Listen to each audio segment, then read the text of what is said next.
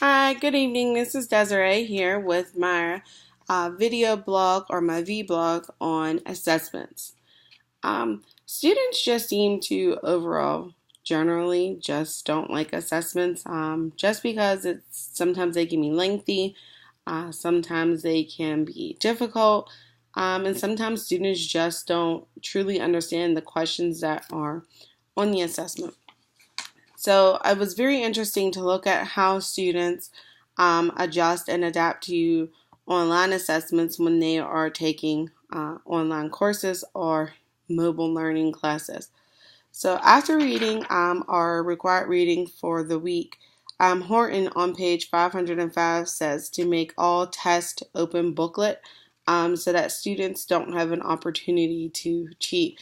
And that was kind of one of the um, obstacles that I thought students had when they came to online testing is that they could cheat on the test by looking at their textbooks. They can use Google to Google the answers, and B is that they could also have someone else take the test for them.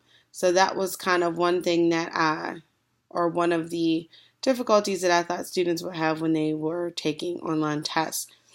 So Horton kind of cleared that up for us in our required reading for the week, is just to simply allow students to use all of their materials at hand, so that way they would not aspire to cheat. Another article that I found was about the um, current online mobile assessments, and it was from an author in England, Nico.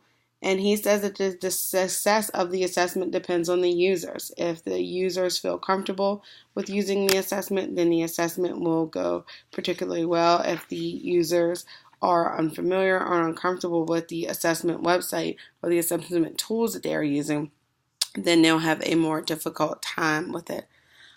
The mobile assessment, some things that are some benefits that Niccolo says that he should offer in his scholarly article was to have easy administration of the test, let the time and the location and be dependent upon the individual who is taking the test.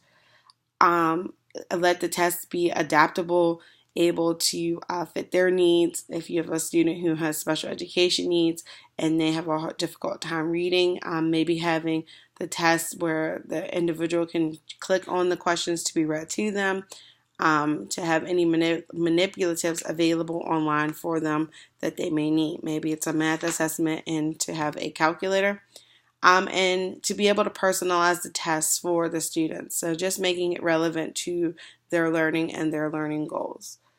One thing that makes it difficult for students when they're having a mobile online assessment is when it's too easy for the students. When something's easy, we all know that our students just don't put very much effort into it and take it very seriously.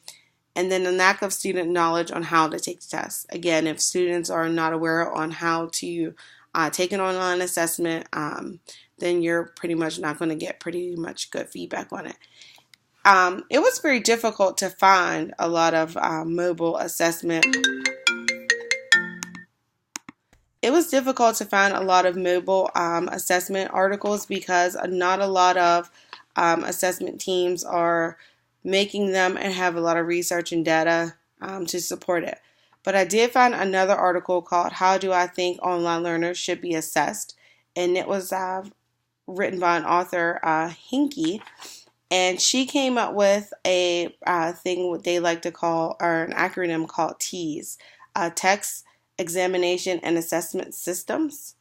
And what they do is that they offer tests via the internet. Also, they offered an offline version of the test so that if students do not have internet access, they can take the test offline with a download that you can use on a jump drive, have them upload it to their computer, and then take it that way.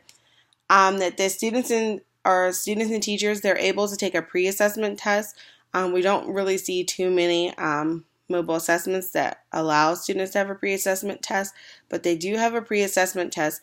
They also have a component on their program that allows you to study a test, so you can kind of type in all of the concepts that you're studying as the teacher, as the professor, and then allow your students to kind of study using that pre-assessment portion of the program.